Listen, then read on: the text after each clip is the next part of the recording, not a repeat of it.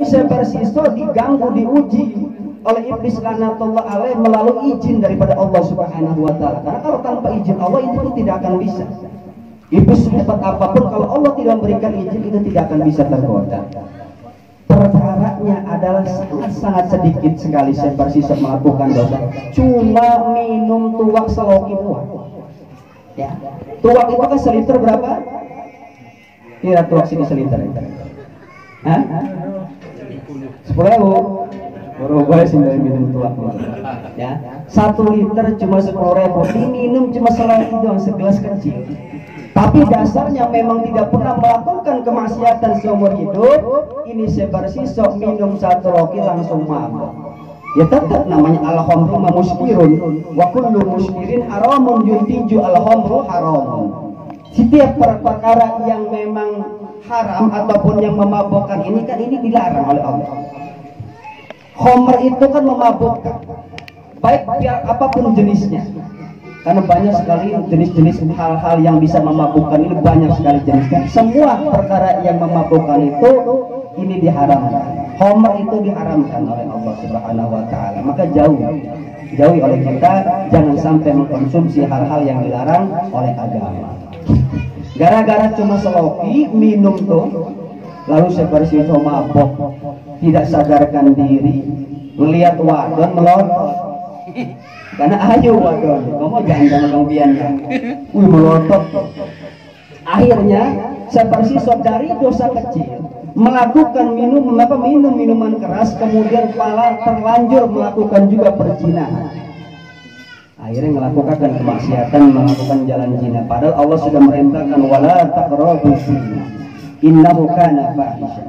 Jangan sampai kita melakukan zina. Apa makna melakukan ngedekat aja ke zina itu jangan. Jauhi kalau bisa masalah zina tersebut. Karena innahu kana fahisha, ini buruk sekali, ini membahayakan bagi kita. Nah ini akhirnya Sepersiso melakukan perzinahan. Setelah dijinahi oleh Sepersiso, lama-lama kelamaan maka namanya perempuan ini karena disuntik bunting. Hamillah itu si perempuan yang dijinahi oleh Sepersiso, merasa takut akan timbul makin pindah yang lebih besar, ujung-ujungnya dipapras juga, dibunuh itu si perempuan. Jadi dosanya akhirnya double. Gara-gara nila setitik rusak susu sebelah. Ini gara-gara perkara kecil, tapi perkara kecil tersebut adalah kemaksiatan, perbuatan dosa, kelakuan yang tidak disukai oleh Allah, akhirnya berdampak semakin besar. Bahkan akhir hayat Sepersiso bersyahadat dengan nama iblis laknatullah alaih. Tidak mengucapkan asyhadu an la ilaha illallah wa asyhadu anna muhammadar rasulullah, tapi dia bersaksi bahwa iblis laknatullah adalah Allah Subhanahu wa taala, adalah Tuhan. Na'udzubillah summa na'udzubillah. Mati dalam kekufuran. Baik awalnya karena selalu melakukan ibadah, tapi akhirnya buruk dengan mati dalam keadaan su'ul khotimah. Kemudian yang ketiga, ada orang ini yang tingkahnya buruk di awal tapi akhirnya bagus. Sebagaimana di dalam kitab Al-Usturiyah itu diriwayatkan dalam hadis Rasul, bahwa kata Rasul di dalam hadis tersebut menyatakan al-fajirur raji rahmatillah aqrabu ilallahi minal abidil mu'min. Al-fajirur raji rahmatillah. Ada seorang yang sering melakukan kemaksiatan, melakukan dosa, doyan ngadu ayam, doyan main judi, doyan seluruh perkara-perkara yang dilarang oleh Allah Subhanahu wa taala, tapi roji rahmatillah, ini orang tersebut hatinya selalu berharap memohon ampunan kepada Allah Subhanahu wa taala. Masih meminta, ya Allah, hatinya selalu beristighfar kepada Allah, selalu ingat kepada Allah meskipun kelakuannya buruk. Ternyata kata Rasul, aqrabu ilallah minal abidil mu'min. Orang yang seperti ini malah lebih dekat dengan Allah dibandingkan orang yang berlagak gayanya ahli ibadah tapi memutuskan rahmat Allah. Sombong dengan orang, lupa dengan orang, tidak mengenal orang, berbuang berarti. Iblis. Jadi pengennya didewekan baik, gawe ibadah pengennya didewekan baik. Sholat asa pang bener nah. Ibadah asa paling bagus merasanya. Ibadah merasa paling hebat, segala-galanya paling bagus, akhirnya menilai rendah kepada orang lain. Betul.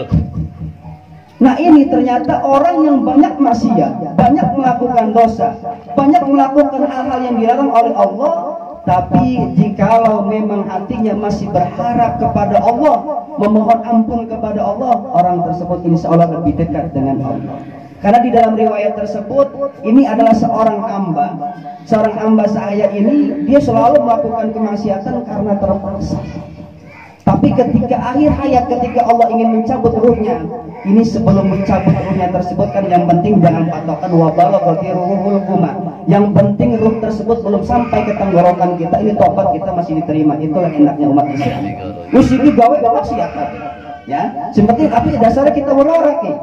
Akan tahu tidak kita bahwa ajal tersebut kita datangnya kapan, kita tapi kan nggak tahu kapan akan datangnya ajal tersebut. Karena datangnya maut, ma'al mautu ya'ti baghtatan. Datangnya kematian itu sangat-sangat mengagetkan. Kadang kita lagi enak-enak nyetir rokok, kebesaran asap dong modal. Pusing rokok, ya.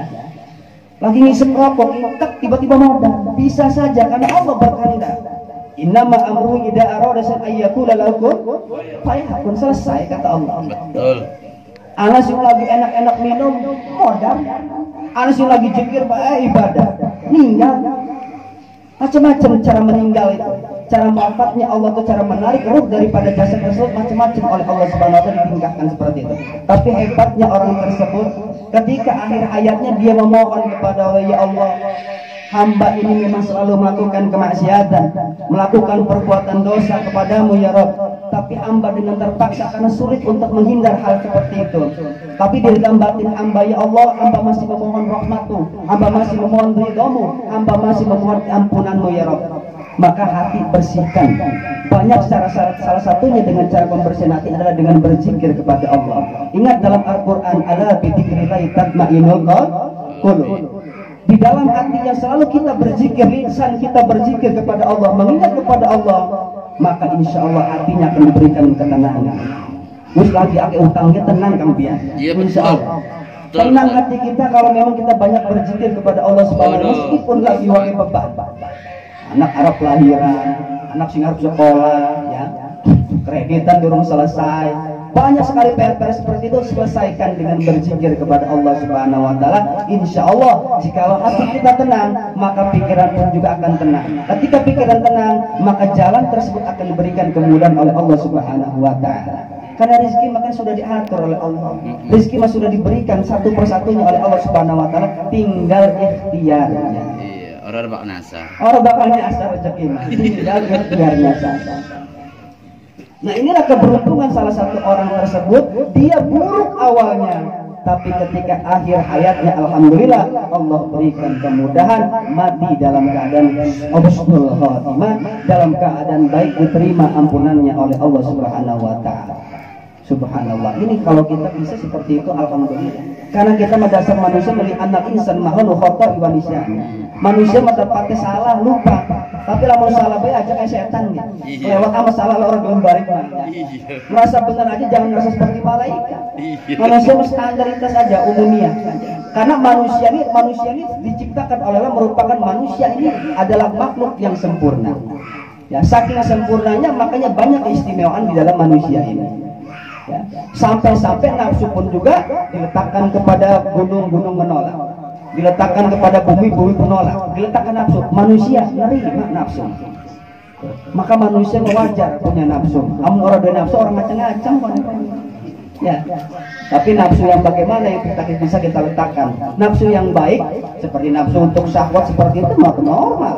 Manusia lamun orang macam apa yang ya, biar rapi guna apa barang turu, biar melengkap ya. Atau orang ada ngapain makan rugi. Walaupun istrinya cantik, barang kita lanang yang lemes, ya orang naik pada baik bohong. Nah inilah para saudara kaum muslimin wal muslimin. Inilah hal yang terbaik adalah mati dalam keadaan awal baik dan juga akhir baik. Kemudian yang keempat, buruk di awal, kemudian juga buruk di akhir. Contohnya adalah Fir'aun laknatullah. Ini Fir'aun lagi urip wis sombong, mengabdikan dirinya, mengakukan dirinya adalah sebagai Tuhan. Uripe wis sombong. Kenapa dia diberikan rasa sombong tersebut ada pada dirinya? Karena Fir'aun seumur uripe durung pernah merasakan sakit. Fir'aun ini nggak pernah kering. Laka geringe Fir'aun orang pernah sudunan, orang pernah belekan Fir'aun. Diberikan sehat terus oleh Allah sehingga merasa dirinya ini mengultimatum dirinya bahwa saya adalah Tuhan. Mengaku dirinya Tuhan karena memang diberikan keistimewaan oleh Allah, tidak pernah sakit seumur hidupnya. Wahim berelok. Oh, wahim berelok. Fir'aun. Silakan rahmatnya. Iya, makan sombong dari. Nah ini Fir'aun laknatullah alaih para saudara kaum muslimin wal muslimat rahimakumullah. Hidupnya dengan kesombongan, matinya pun juga disombongkan oleh Allah Subhanahu wa taala. Mati di tengah-tengah laut, ya kan? Diberikan ketenggelaman oleh Allah, bahkan jasadnya pun sekarang diawetkan berada di museum Mesir. Bapak pengen bilang memerana ke Barak Ciruas. Iya nih. Nah ini dari bukti bahwa Allah menunjukkan wa nunazzika di badanika liman khalaqaka. Jadi Allah tunjukkan, jasad si Fir'aun diuntukkan untuk menjadi teladan contoh bagi kita bahwa ada manusia yang merasa sombong. Akhirnya seperti ini nih kejadiannya. Mati tenggelam dan juga sampai sekarang pun ada bekas-bekas daripada rasa asin. Kalau pengen jajal menjilat kok. Yang mukmin Fir'aun itu masih asin karena memang benar-benar ditenggelamkan oleh Allah Subhanahu wa taala, memerintahkan para malaikat Allah untuk mentenggelamkan si Fir'aun tersebut. Awalnya buruk karena mengaku dirinya Tuhan, sombong dalam kehidupannya, matinya pun buruk, ditenggelamkan di dalam lautan. Maka bila para hadirin jamaah rahimakumullah, mudah-mudahan kita yang hadir dalam kesempatan malam hari ini diberikan keistimewaan oleh Allah, hidup bahagia, wafat pun juga insya Allah kita semua termasuk surga. Amin. Allahumma amin. Dan kebetulan malam hari ini pun juga ada yang berakikah, adalah Tri Wahyu binti Sudiman. Ini insya Allah Bapak Sudiman sudah menyelesaikan daripada gadaiannya. Kenapa saya sebut gadaian? Karena kullu maulud murtahanun bi aqiqati atau murtahinun bi aqiqati. Tiap-tiap anak yang lahir di alam dunia ini bagi orang tuanya ini terhitung anak tersebut tergadaikan. Maka akan terbebas dengan cara diaqiqah. Bagi perempuan sunnahnya adalah satu kambing, dan bagi laki-laki adalah 2 kambing. Ya, ini kesunahan. Karena ada perintah Rasul juga di situ. Andaikan memang akikah ini diwajibkan, maka akan wajibkan kata Rasul. Berhubung karena memang kita manusia ini kan dohiriannya, wong Islam ki mohon maaf ki, akeh sing sugi tapi pelit kan.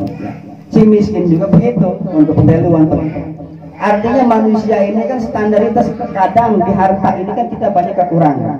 Sehingga kalau memang diwajibkan, ini kan akan sangat memberikan kebahayaan bagi kita. Madaratnya apa? Biaya dari mana untuk membeli kambing? Karena harga kambing sekarang sudah lumayan. Berapa ini kambing kemarin beli? 2.300.000. Itu kan sudah luar biasa harga kambing tersebut ya. Hari pengen masih 300.000 ya, bisa 300.000 pun dapat kambing itu. Sekarang kambing akikah itu kalau yang bagus di atas harga 2 jutaan. Kalau mau kikimus para kota haji mah biasanya udah mulai melejit harga dari mulai bulan Syawal, kemudian bulan Dzulqa'dah sampai bulan Dzulhijjah. Ini harga kambing atau hewan-hewan kurban itu luar biasa harganya mahal. Ya, naik sing biasa jual 2 juta bisa 5 juta. Ya, gitu. Nah, ini alhamdulillah Bapak Sudiman sudah menebus daripada anaknya tersebut yang bernama Tri Wahyuningsih daripada gadaiannya. Maka kalau setelah selesai ini mudah-mudahan nanti anak tersebut pun juga menjadi penolong, memberikan syafaat ketika nanti datang yaumul kiamat.